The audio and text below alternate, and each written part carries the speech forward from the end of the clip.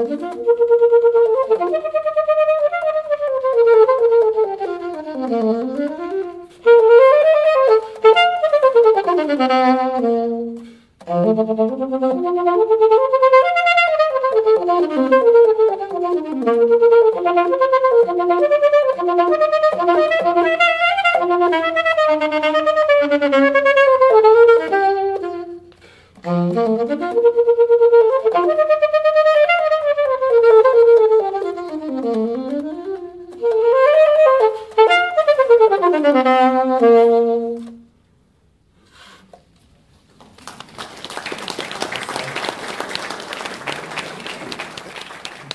do any of you have any questions about this etude?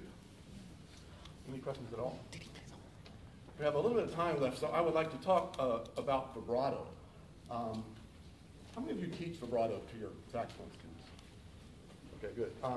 I would make 2 or 3 comments about vibrato. One is that I found that with particularly high school players, pre-college players, when a younger player starts to use vibrato on the saxophone, it's one of those things that immediately makes them sound as if they're 5 years beyond where they are. It will instantly transform sort of the maturity level of what you're hearing. So I think it's a hugely valuable just musical tool. I would also say that when you practice vibrato, it's very important to practice it in all registers. And I'll show you an exercise here in a minute. The third thing that I would say about vibrato, and I think this is maybe the most important thing, is that vibrato is a great sort of acoustical tool for saxophonists. I know when I was when I used to study with Deborah Rickmeyer at the University of North Texas, and one time in a lesson she said something to the effect of, if your vibrato is working, then everything else will be working too. And I thought, well, yeah, that makes sense. But over the years, it's made even more and more sense. And what I found is that if my vibrato is working, then usually my intonation is good. I have good response, typically. I have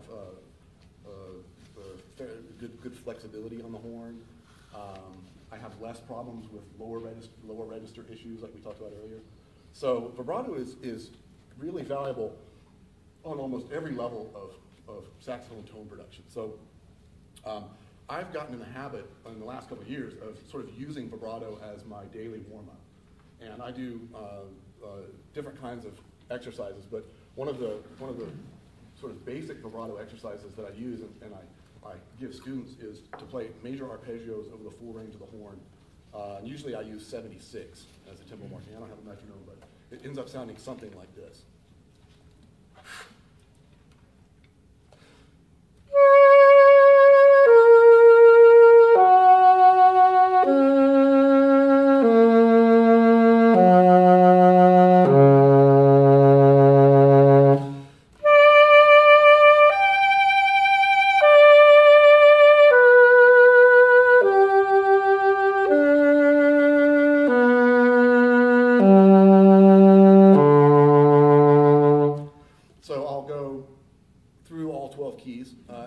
Simple exercise. I'm doing 4 per beat. Yeah. I do 4 per beat. I mentioned earlier that it's a good idea to play vibrato in all the registers. Why would that be the case? Anyone want to?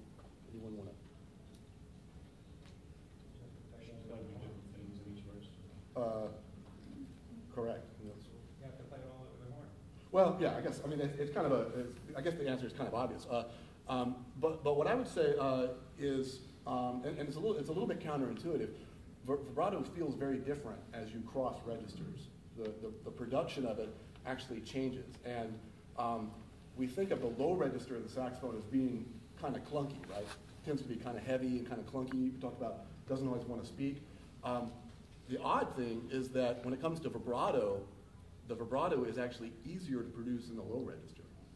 And the opposite is true of the upper register. So in the upper register, we need to use typically much more jaw motion to produce the same kind of audible wave. And that's a little bit counterintuitive, I think. And so, so when I work on vibrato with students, I always encourage them to do it all over the full range of the horn. Any questions? Any of you have any questions about the saxophone or the etudes so far? I'm going to make one other suggestion about saxophone playing, and this is also, I think, something that many of you are familiar with and many of you work with students on, but I think it's important for much of the same reasons that playing vibrato full range is important on the saxophone, and that's whenever I have students coming into Tech, or particularly the students that we have at Tech during band camp, I always suggest they do two things. They really focus on getting two things together.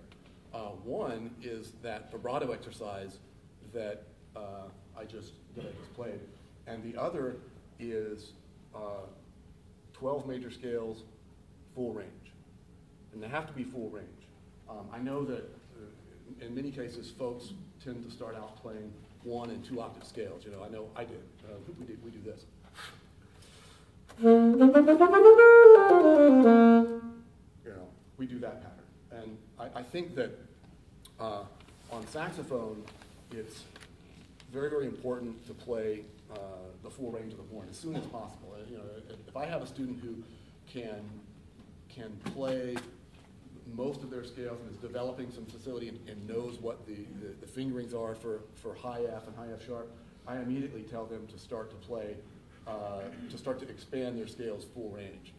And the reason for it is very similar to what I mentioned with the vibrato exercise, and that's that the saxophone is so different in the bottom register than it is the top. I know that probably all wind instruments are, but saxophone has I might even call it a radically different kind of feel and response across the registers. And I know the more you can kind of get control of the registers, the further you are along to being able to play the horn. So it's very, very important. How many of you know of a tenor sax player named Stanley Turrentine? Yeah, Stanley Turrentine was an amazing, like blues tenor saxophone player. And I met him one time. This was many, many years ago. And a friend of mine, myself and a friend of mine went and asked him a question after we had heard one of his concerts. And we said, how do you get this? How do you get your sound? So we have a very, very distinctive sound and sort of, concept of playing. We said, how do you get your sound? And he said, you have to play full range. So there it is. But so when we talk about full range scales, we're talking about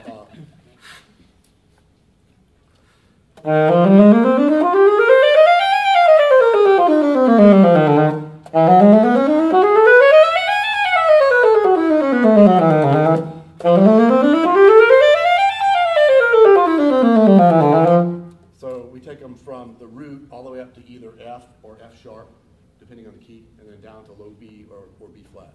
So, okay, any other questions? Any of you have any questions about anything at all? All right. Well, I think we're just about there. It's about 10. I will be around if any of you have any questions and would like to chat afterwards, and I believe that we're all done. So thank you very much.